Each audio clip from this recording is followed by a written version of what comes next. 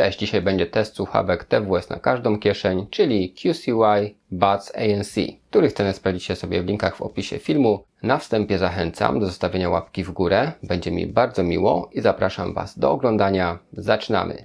No i dzisiaj będę miał dla Was kolejne słuchawki od marki QCY, która już jest od pewnego czasu szeroko dostępna w polskich sklepach, więc nie musimy zamawiać z jakichś chińskich serwisów. I dzisiaj są to słuchawki TWS o nazwie Buds ANC, czyli sama nazwa zdradza, że mamy tutaj słuchawki z funkcją ANC, czyli Active Noise Cancellation. Oznacza to tyle, że jeśli tą opcję sobie uruchomimy, to wszelkie hałasy z tła zostają wyciszone, zniwelowane. Można bardziej oddać się słuchaniu muzyki czy oglądaniu filmu, natomiast włączenie tej funkcji także skraca czas pracy na jednym ładowaniu. O tym za chwilkę. Na razie rzućmy sobie okiem na opakowanie. Słuchawki są naprawdę tanie, ponieważ da się je kupić za jakieś 120 zł już z dystrybucji krajowej, więc na opakowaniu mamy podstawowe cechy. Zawartość opakowania. Bluetooth mamy w wersji 5.4. Przetworniki mają średnicę 10 mm.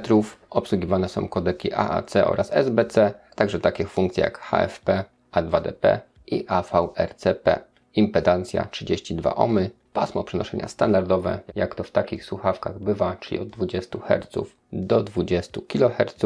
Mamy oczywiście wbudowane mikrofony, protokół IPX4, czyli odporność na zachlapanie, na lekki deszcz i czułość to około 102 dB.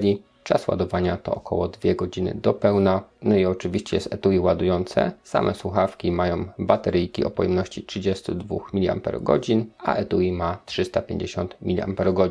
Czyli jak to będzie wypadało w praktyce z wyłączoną funkcją ANC, będzie to do 5,5 godziny i do tego jeszcze prawie 20 godzin do ładowań z etui, czyli łącznie około 25 godzin. A jeśli będziemy mieli włączone ANC, otrzymamy maksymalnie 4 godziny plus 14 godzin z etui, czyli łącznie mamy około 18 godzin. Tak więc informacje techniczne już wiecie, w zestawie jest krótki kabelek USB na USB typu C do podładowania, czyli też taki standard. Mamy także dodatkowe silikonowe wkładki, rozmiar S i L, ponieważ M-ki są założone tutaj. No i jeszcze czegoś mi tutaj brakowało, ponieważ powinna być instrukcja, zapodziała się po prostu w pudełku. Jest jak najbardziej opis podstawowych funkcji, opis także jak używać elementów dotykowych, tak więc o tym Wam też za chwilkę opowiem. Generalnie samo etui wygląda ciekawie, ponieważ jest takie teksturowane. Mamy diodę, mamy gniazdo USB typu C i jest logo marki QCY. Możecie rzucić okiem na to z bliska. Otwieramy pudełeczko i wewnątrz są słuchawki. Tak więc to pudełko jest takie dość kompaktowe, ponieważ te słuchawki są w ten sposób upakowane. I na słuchawkach też mamy taką chropowatą strukturę. To jest ich taki znak rozpoznawczy. Tak więc wygląda to nieźle. No i z etui wyjmuje się je bardzo prosto. Także wkładanie z powrotem nie sprawia żadnego problemu. Dokują się magnetycznie, nie będziemy w stanie ich włożyć odwrotnie.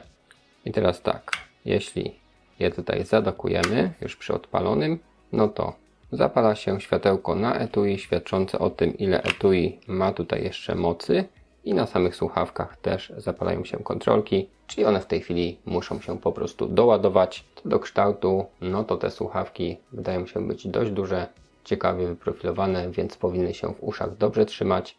Jak wypadnie sterowanie i jakość dźwięku, o tym wszystkim za chwilkę. No i jak w przypadku na markę QCY, mamy też aplikację do tych słuchawek, którą Wam również pokażę. Ok, bierzemy się za część testową. Słuchawki mam już przygotowane, także program do nagrywania, tak więc słuchawki umieszczam w uszach i będziemy testować mikrofon. Na razie bez zakłóceń w tle. Odpalam Audacity i ok. Poszło nagrywanie, w tej chwili dźwięk możecie słyszeć już z tych właśnie słuchawek, jak sprawdzają się te mikrofony. Przy ciszy w tle możecie sobie w tej chwili ocenić. Jeśli chodzi typowo o głośność, to tutaj wskazania są na całkiem dobrym poziomie, czyli powinno być mnie słychać dość głośno i wyraźnie. Jaka jest barwa tego dźwięku, czy jest on zniekształcony, czy jest bardziej realistyczny, to ocencie sami względem reszty ścieżki. Natomiast sprawdzimy, czy te słuchawki radzą sobie z hałasem. Wracam na dźwięk z mojego mikrofonu krawatowego. Odpalam na tablecie dźwięk odkurzacza. Taka jest głośność tutaj w studio. Kładę ten tablet tutaj i wracamy na dźwięk z tych słuchawek. Cały czas ten odkurzacz w tle z takim samym natężeniem dźwięku hałasuje. I stwierdźcie, czy Wy mnie cały czas rozumiecie ten dźwięk się w jakikolwiek sposób zmienił, czy jest bardziej mechaniczny, natomiast przez cały czas to, co do Was mówię, jest zrozumiałe. A teraz drugi dźwięk, bardziej uderzeniowy, czyli dźwięk helikoptera. Ponownie mój mikrofon krawatowy i wracamy na próbkę z tych słuchawek. Stwierdzcie, że ten uderzeniowy dźwięk helikoptera został w jakikolwiek sposób wyłapany, zniwelowany, usunięty. Tak więc mamy drugą próbkę.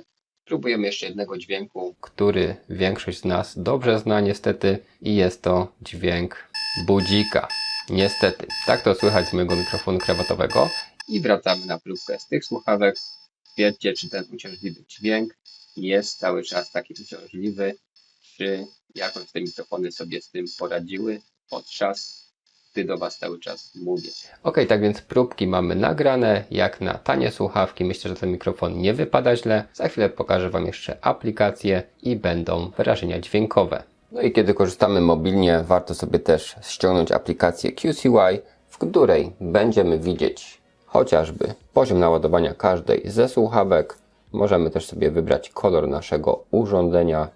Mamy tutaj, jak widzimy, więcej kolorów. Możemy wywołać swój domyślny player dźwięku. Środkowa zakładka przerzuca nas na stronę QCY, gdzie możemy sobie przejrzeć inne produkty w ofercie. Trzecia zakładka to są informacje o użytkowniku.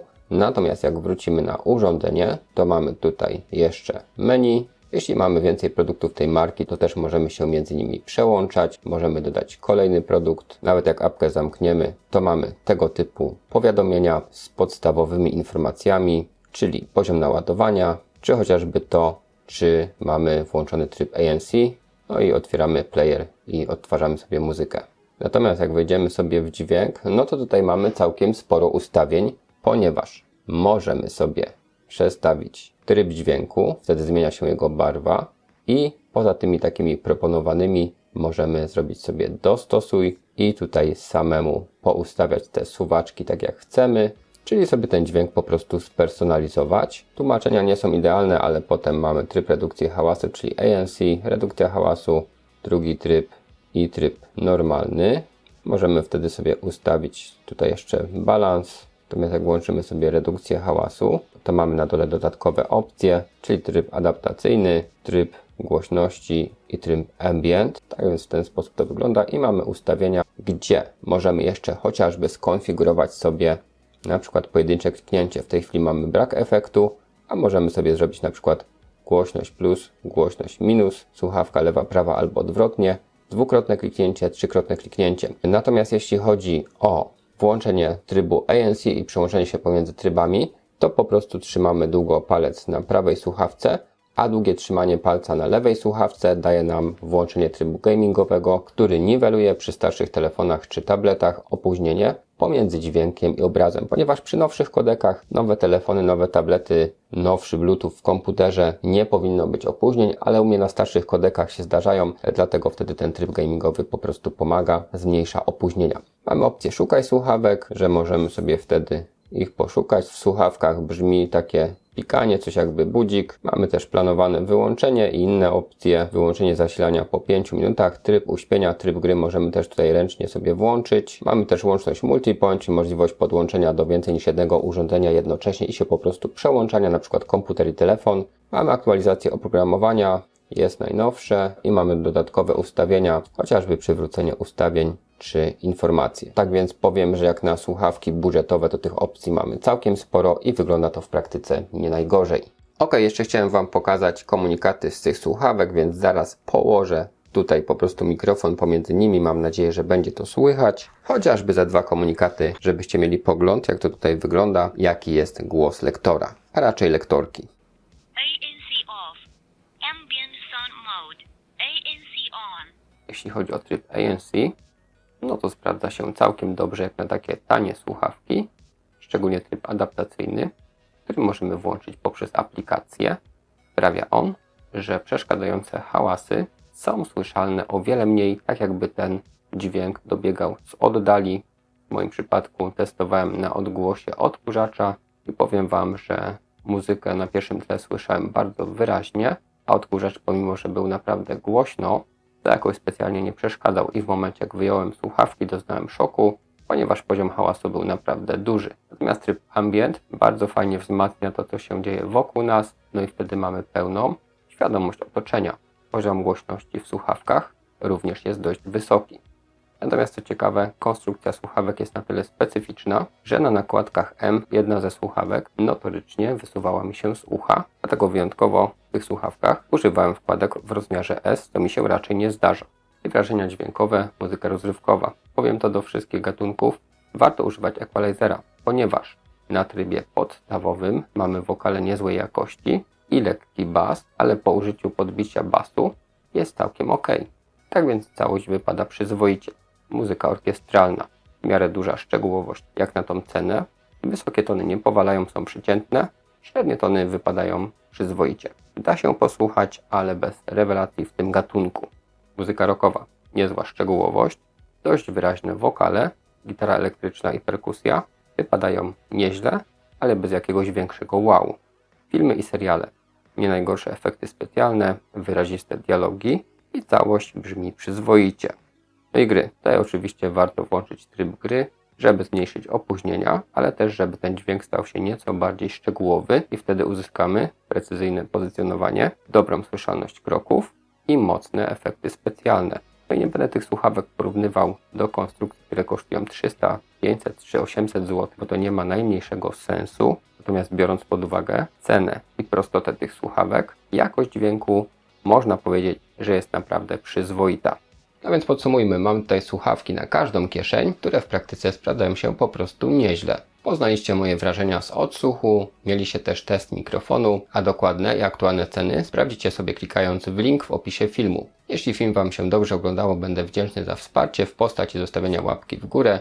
Możecie także napisać komentarz lub udostępnić film dalej i warto również subskrybować, żeby być na bieżąco. Na dzisiaj to wszystko, dziękuję Wam za obejrzenie, trzymajcie się.